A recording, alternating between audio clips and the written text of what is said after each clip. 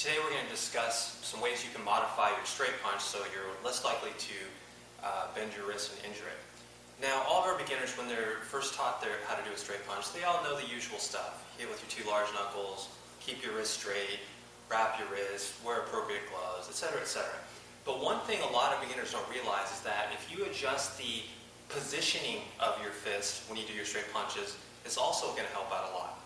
Now, in our particular classes, when we teach the straight punch, we teach to punch at a 45-degree angle, so like this.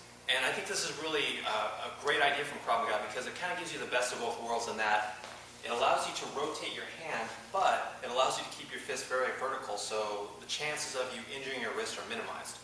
However, you don't have to stick with that particular angle of your fist.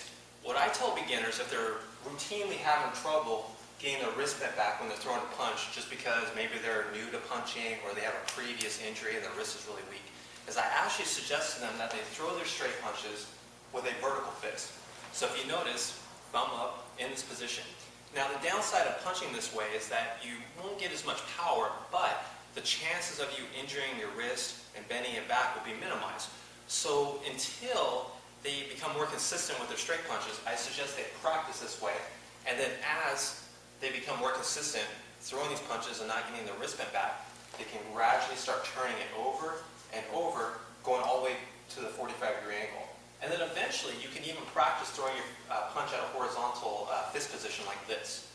Now obviously this makes you more prone to getting your hand or your wrist injured, but you do generate more power when you use that punch, when you're throwing, at least when you're throwing straight punches up high to the face. So that would be my training tip for today, is play with the different fist positioning. Anytime you're experiencing any wrist injuries or problems or bending back, go back to this vertical fist position. If you want to increase the power, start turning it over and over, and if you want maximum power, you can practice punching with a horizontal fist. And that's your training tip for today.